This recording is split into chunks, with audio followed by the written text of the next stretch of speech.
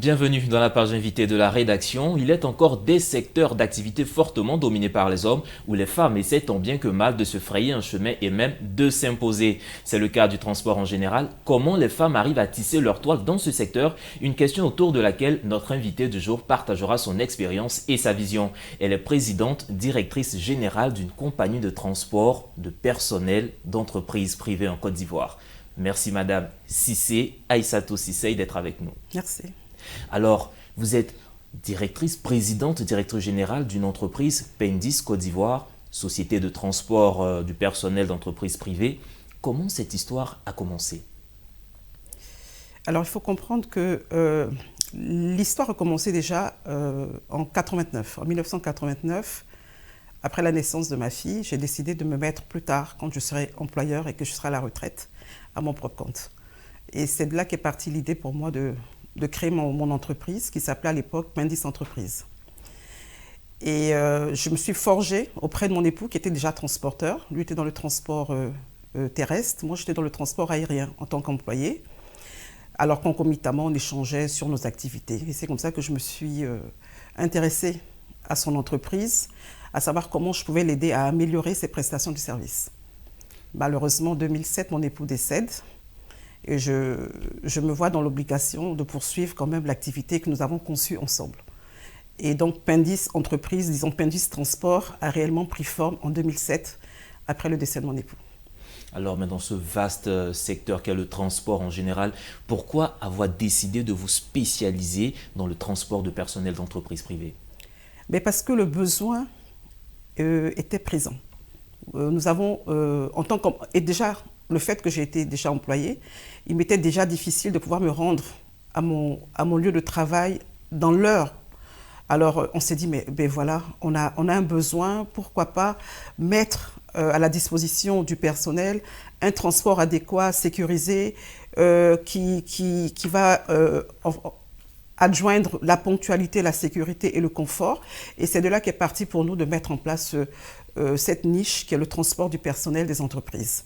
Et voilà, donc nous avons créé l'entreprise. Aujourd'hui, nous voyons effectivement qu'il y a, au niveau même des entreprises locales qui ont soumis à nos prestations de services, nous voyons qu'il y a l'amélioration de leurs services, de leur activité de travail, parce que le personnel est déposé dans l'heure, dans la ponctualité, donc ils n'ont plus le stress. Nous voyons aussi que nous arrivons à déposer le personnel juste après leur sortie de travail. Au maximum, ils ont 1 heure de trajet à faire quand le trafic est difficile. Donc déjà, il y a l'environnement familial qui s'est reconstitué parce que les parents sont plus proches de leurs enfants. Donc ils ont la possibilité de leur apprendre des valeurs. Au niveau de l'employabilité des jeunes, nous employons des jeunes, des femmes, avec des contrats à durée déterminée. Au niveau de l'État, nous participons au système économique parce que nous payons nos charges fiscales, nous payons nos charges économiques. Et donc, je me dis, tout le monde y gagne. Et la population, et les familles, et les employés, et les employeurs, et l'État. Donc voilà, pour nous, c'est important que nous développons cette activité. Et vous êtes une femme dans ce secteur, c'est facile en tant que femme? Écoutez, moi je ne me vois pas en tant que femme dans ce secteur, je me vois en tant qu'employeur. Voilà, parce que c'est vrai, je suis une femme, mais pour moi ce n'est pas un frein. Parce que je me dis que nous avons mis autour de l'activité, nous avons développé un concept qui nous permet de pouvoir diriger, de pouvoir gérer, de pouvoir responsabiliser nos employés. Donc je me dis, pour moi, être femme, ce n'est pas un frein. On parle beaucoup de cette histoire, d'égalité entre les différents sexes au niveau de tous les secteurs d'activité. Vous déjà, au niveau de votre entreprise, quelle part vous accordez à la femme?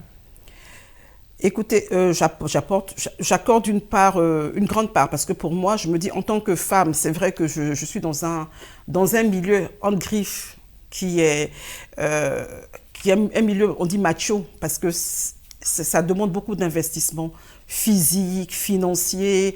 Donc, on se dit, les femmes, elles sont tellement fragiles qu'elles ne peuvent pas. Au niveau de l'administration, nous sommes à 80% de femmes, contre 20% d'hommes.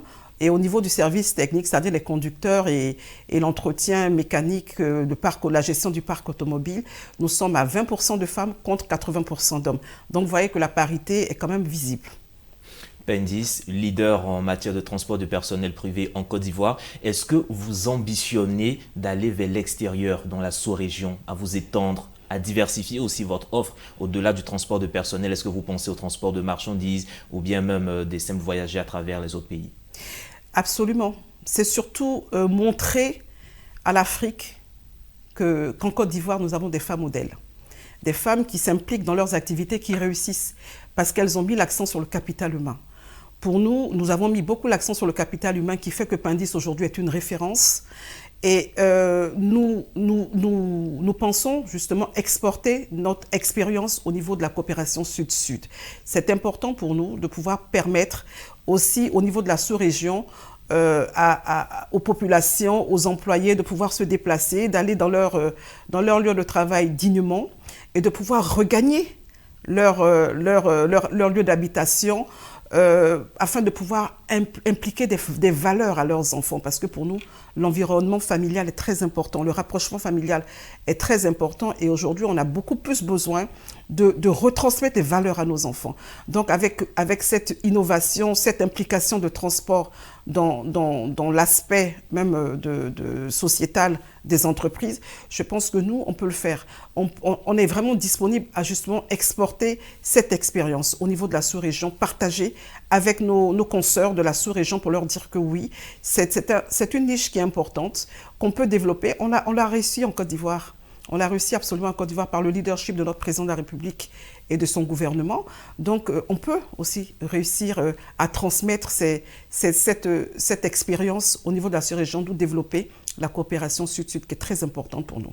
Alors, on sait le monde entier traverse une période assez sensible, assez difficile, la crise à coronavirus. Comment est-ce que vous avez vécu cette crise ou comment vous la vivez?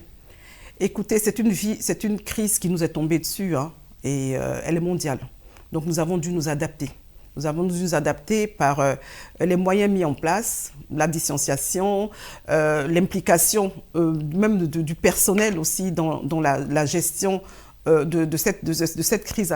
Donc, nous avons beaucoup mis l'accent sur les nouvelles technologies, à savoir les visioconférences, le partage même du planning, de sorte que tout le monde ne se retrouvait pas en même temps à son lieu de travail, de sorte qu'il y ait vraiment une permanence souple pour permettre que le personnel puisse aussi bénéficier de son salaire. Parce que c'est vrai qu'elle a été très, très, très, très dure, surtout pour nous les transporteurs.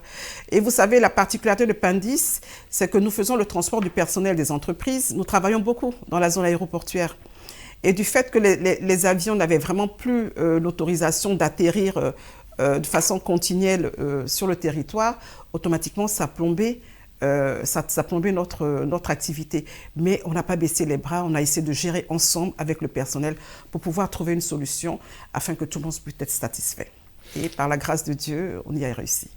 Alors déjà, on peut le dire, le parcours, il est assez éloquent, mais quelles sont vos propositions pour un meilleur développement du secteur du transport en général?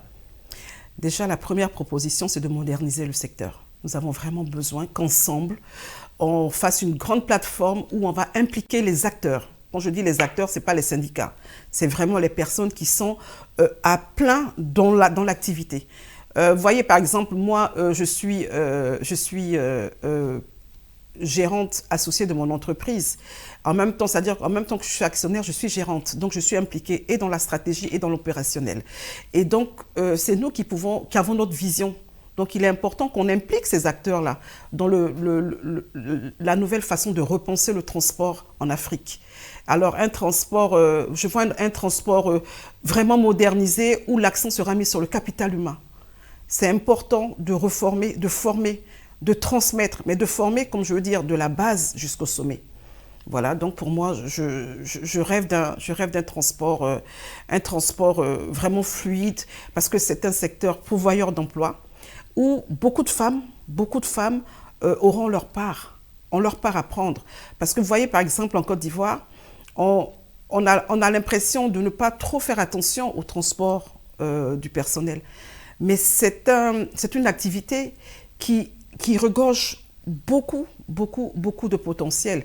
À savoir que vous voyez, par exemple, le transport des élèves. C'est le transport du personnel, c'est le transport des élèves, mais sous une autre forme. Le transport du personnel des entreprises aussi.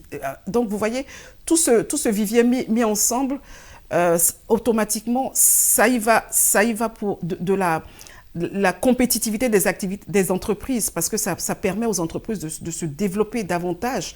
Quand on sait que le personnel est impliqués dans la gestion de l'entreprise, parce qu'ils se disent que leur employeur se préoccupe de leur bien-être. Et ça, c'est-à-dire que c'est un gain incommensurable. Et en plus, aujourd'hui, moi, je rêve aussi à ce qu'on implique dans le transport du personnel des personnes qui vivent avec un handicap réduit. Parce que ces personnes aussi sont malheureusement un petit peu marginalisées. Donc, il est important pour nous de les impliquer. Mais je pense que quand ce cadre-là sera mis en place, que la réflexion sera vraiment poussée, on arrivera à trouver un bon plan de transport aussi pour ces personnes. On appelle donc à la modernisation de notre transport ou de nos moyens de transport. Voilà qui referme cette page de l'invité de la rédaction. Merci Madame Cissé Aïssatou Cissé. Je rappelle que vous êtes présidente directrice générale de Pendis Côte d'Ivoire, une société de transport de personnel d'entreprise privée en Côte d'Ivoire. Et avec vous, nous avons évoqué le rôle et le leadership féminin dans le secteur des transports en Afrique. Vous pouvez à tout moment retrouver cet entretien sur notre site www.mediantv.com. Agréable suite au programme sur nos antennes.